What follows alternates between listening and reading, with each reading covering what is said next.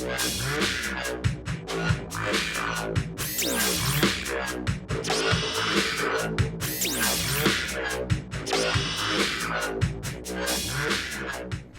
guys, Matt Allen here. Welcome back to Tactical Bassin. Today, I'm going to tell you another giant fish story. The last few have gone so well, it cracks me up that after all this time I get to share these stories with somebody. I love that you guys enjoy them so much. So today we are going to talk about one that is a little miserable for me. I'm not even going to mess around. I'm going to tell you straight up. A lot of things get better with time. You lose fish, it sucks, you go to work the next day, a week later it doesn't hurt so bad. I'm about to tell you the story that I am not over. I'm not even kind of over it. This is one of those fish that you don't forget. Let's jump into this. So here's the deal. Here's some background. 2 days ago, now we're going back in time. 2 days ago, 2 days before this experience, I caught my 17. I had just caught that monster bass. So I've got huge fish on the brain, right? Now the day after I caught that 17, I wasn't able to go back to the lake, but the next day I was. So what did I do? I called my dad. I said, Dad, let's go to the lake together. I just caught a 17.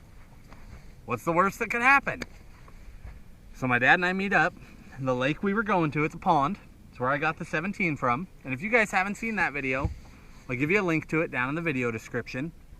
So you can watch the video of me telling the story of how I caught that monster bass as well. But that was 2 days ago.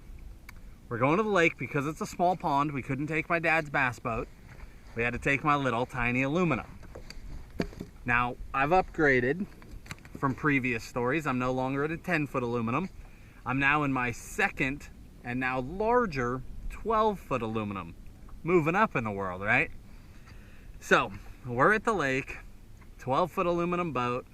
We dragged it down there in my truck. I didn't even have a trailer for this boat. I would keep this one in the bed of my truck, and we'd slide it in and out. So we get to the lake, unload the boat, put the batteries in. I had a little transom mount trolling motor, like a 35 thrust, I think it was, that we'd push that boat with, and I would drive the boat in reverse. Not that any of this really matters, but the way we would run that, I transom mounted it in the back. So I would turn it on, and then I'd stand like the Captain Morgan stance, right? One knee up. I put one knee up on top of that trolling motor, and I set it really loose. So I would reach down with my hand, turn it on, set my speed, and then I'd put a foot up there. So 1 foot on the deck, 1 foot on top of the trolling motor, and I'd steer with my foot. That was my first foot-controlled trolling motor before we upgraded a little bit. So here we are at the lake. My dad and I, 12-foot aluminum, me foot controlling, driving in reverse, right? Because the only way to run that thing was to point the back forward. Going around the lake with a 17-pounder on the brain and no idea what's going to happen. And we're throwing 8-inch Huddleston Swimbaits. That's what we were throwing. I was throwing the ROF 5. I had not upgraded my gear yet. So I'm using a 7-foot medium power rod. I mean a light rod. 20-pound Maxima Ultra Green straight line, and my Huddleston had 2 belly trebles on it. That was how I was fishing. A lot of things I would do different if I could go back in time. A lot of things. But there we are, going around the lake. Man, it sucks telling this story. I'm not over this. This has been more than 10 years. I'm not over this fish. So there we are. We're fishing. Haven't had a bite yet. Working our way around the shore. It was a small lake, so we would just follow the shore, cast ahead of the boat. I didn't really even know what I was doing yet, even though I'd already caught some giants. We just chuck and wind. Chuck and wind. Treating that giant swim bait like it was a spinnerbait. That's all we would do. I never even let them go to bottom, nothing. I come up, no BS. I pull up on the same point that I caught my 17 on. We make some casts out deep, nothing happens. That's where I caught the 17, she was out deep. I turn around, I throw a shot right up on the bank, like 2 feet of water. But I'm way, way out. So I throw way up in the shallows, thing hits the water. I start reeling. This fish hit so hard. I still have problems with my left elbow, and I wonder if they were from this fish. I'm not joking. Most of the time when you get bit on a swim bait, they just tag it. It's real light, like a jig bite. And it's because those monsters, they come up and they just suck everything in. They don't have to hit it. They just suck it up. So it feels just like a jig bite, just a thunk. That's all it is, and you hammer them. This one, all I can think is that bass was facing the shore. I threw in into like 2 foot. She saw it. I started reeling, and she ate it. The only way she could hit that hard was she hit it head on. That's all I could think. So I was already coming on a tight line, and she, as fast as she could go, going the other way, hit me. I mean, it hurt so bad. It just ripped. Elbow popped. In the moment, I didn't realize how much it hurt, right? That was not my concern. But I'm reeling. This fish clocks that thing. I load up on her. My little rod folds up. My elbow is so sore. But I hooked this fish. Now, some of you have caught monster bass. Some of you haven't. But if anybody watching this video has ever caught a fish over 15 pounds, you know that when you hook a 5-pounder, especially in a lake where they like to fight, a 5-pounder is a strong fish. But when you set the hook on a 10-pounder, you know the difference in like 3 seconds. Like, you set up and you're like, oh man, this is different. This is not a 5. Well, if you've ever caught a 15 plus, you know on the hook set that it's not a 10-pounder. It's like a whole nother class of fish up from that. It's crazy how strong a 15 plus is. So I hit this fish. She hits me. I start trying to grind. There's no grinding. This fish straight works me over. We're battling. I'm just trying to hang with her. She cuts out to deep water. I'm trying to reel. She starts quartering towards the boat, and I'm just taking up. Now, you guys know from all our swim bait videos, your job is to turn their head and keep them coming no matter what. I was not doing that.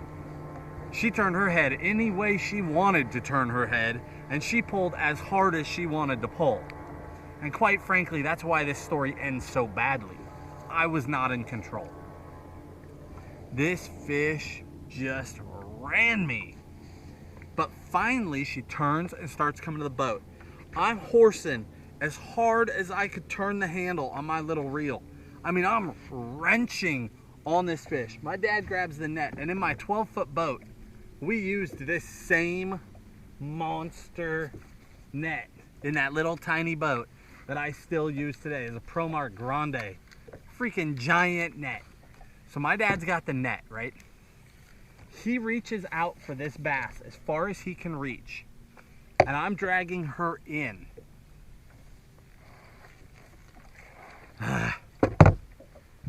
This fish comes off 12 inches from the net, 14 inches from the net. I'm pulling so hard when she came off, that Huddleston went by me like a bullet. I mean, if it had hit one of us, it would have knocked us out of the boat. Boom, that thing goes past me. I spin back around, because the last I saw was this giant open mouth. Here's the water, right? Giant open mouth doing this, coming towards the net. And I'm just trying to get her there. I was trying to horse her, doing anything I could. She comes off. It is what it is. I bent a hook. Obviously, I was pulling really hard. The gear wasn't right. Here's the miserable part of this story. This giant fish, and I'm going to tell you right now, this fish was over 15. She was between 15 and 16 pounds. She was not bigger than my 17, but 15 to 16. Comes off a foot from the net. Remember what I said she was doing when she came off? She didn't stop. she thought she was hooked. 12, 14 inches from the edge of my net, she is wallowing on the surface. I'm screaming, net her, net her, net her, get that fish, net that fish. But he can't reach. He is as extended as can be. This bass, this big old monster bass, I'm not joking with you. I've replayed this 1,000 times. I think about this fish on like a bi-weekly basis, even today. Not as a negative. Honestly, it's inspiring. It keeps me going. But this fish, she's shaking her head, right? Right outside that net. She slows down. I mean, I could watch this fish thinking. This goes on for like 4 or 5 seconds of this thrashing. She slows down, settles under the surface, and stops. Like this far under the surface, and what is that, a 6-foot net? This far under the surface and 7 feet from the boat, she just stops. And she just sits there. This bass was so big, she wasn't afraid of us. Even when I had battled her, she wasn't afraid of us. She sits there, she pauses. It was like she gathered herself, like she went, oh, yeah, I won. And then she, no joke, she turned around and like it had never happened, did this slow cruise right back, headed for 2 feet of water back on that point like we were never there. She didn't dart off. She didn't bolt for deep water. She just turned around and went home. Like, oh, I'm gonna eat the next trout. I know not to eat this one with hooks on it anymore. That bass tore me up. That is the one fish. I mean, I've lost some big fish. I tell you guys all the time, if you can do it wrong, I've done it. I've done it wrong. But that is the one fish, I think because one, she was so big, right? And two, because she came so close to being in that net, that just haunted me. I turned around to my dad, you know, and I'm just heartbroken. I'm like, that fish was so big. And my dad, he's like, yeah, that was a monster. That was a monster. And I said that fish was at least 15 pounds. And my dad, like any good dad, right? I didn't realize it at the time, but he didn't agree. He didn't know she was that big. He says, yeah, that was a big one. And we move on. I sat down, I regrouped, tied a new hook, re-rigged. We went back to fishing, and we keep running shore. I mean, what else are you gonna do, right? You're not gonna go home. I'm out with my dad. We just had an absolute fish of a lifetime come off. You keep fishing. We go like another 3 or 4 hours. My dad ends up sticking one. Battles this fish to the boat. I scoop her up. This fish is 9.8 pounds. 9.8, almost a 10-pounder. We get that fish in the boat. He's stoked, I'm stoked. We take pictures of it, I weigh it, and it's not until I tell him what that fish weighs. I say, Dad, this fish is 9.8, and I show him the scale. Now, my dad's a quiet guy, and you've seen him in some of the videos. He's a quiet guy. He doesn't say a whole lot. So when he does, it's always powerful stuff.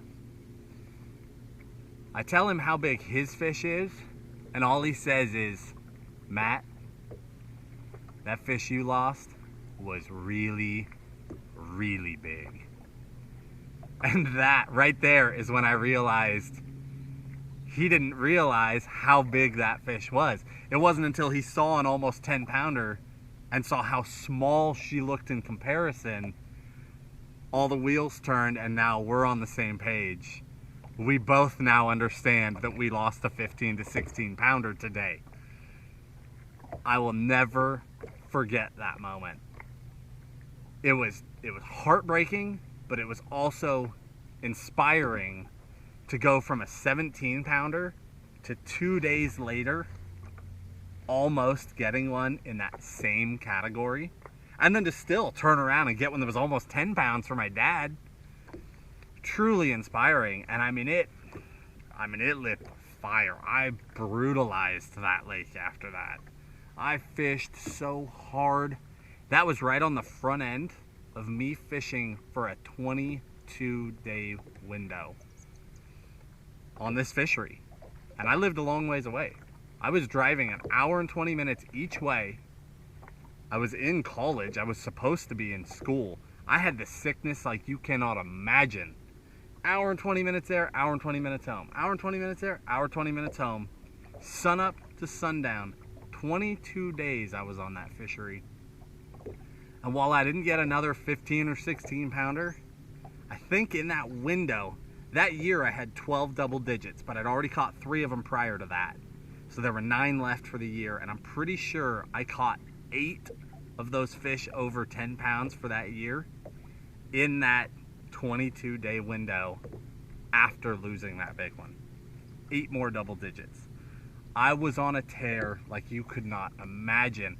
And remember, I had just come off of 3 years where I caught a double digit, then a year went by, I caught a double digit, a year went by, caught 2 11s in the same day, and then the next day caught a 17. Right, so that just happened. 5 double digits was what I had for my entire life. And I caught 8 in the next 2.5, 3 weeks because I was on such a tear. I lost my mind, man. And quite frankly, I don't know if I ever recovered. It definitely changed the course of my life. I was studying to be a geologist. That didn't happen. I'm a bass fishing guide. But I still, today, I think about that fish. So this is a super long video, guys. I'm going to cut it off for like 16, 17 minutes. But you guys are always asking, tell us the things that inspire you. Tell us the worst thing that happened. Tell us the biggest fish you ever lost. Well, there it is, man. Maybe I've lost a bigger fish, but that's the biggest one that I saw. That's the biggest one I know I lost. And it definitely impacted the entire, just like my 17 impacted the rest of my life and really ultimately led to Tactical, losing that fish totally impacted my life too. If I didn't know I had the sickness on that 17, I knew I had the sickness for big fish after I lost that next one. So I hope you guys enjoyed that. We'll continue telling you guys stories as time goes on. We just kind of sprinkle them into the channel here and there. We know it's not a true fishing video, so we don't want to do too many of them. I wish I had videos of this stuff. If I had video of that fish coming off, man, we'd have 1 million subscribers on our channel. If we were filming back then, but we didn't have cameras, man. Tim and I didn't know each other. GoPro didn't exist. I was taking pictures on wind-up disposables. We just didn't have it. We weren't looking forward to this time in our life. If we had, things would be very, very different, but I'm so glad I at least get to share these stories with you, encourage you guys to keep fishing. I hope you enjoyed it. Hit that like button, subscribe to the channel. We'll talk to you soon.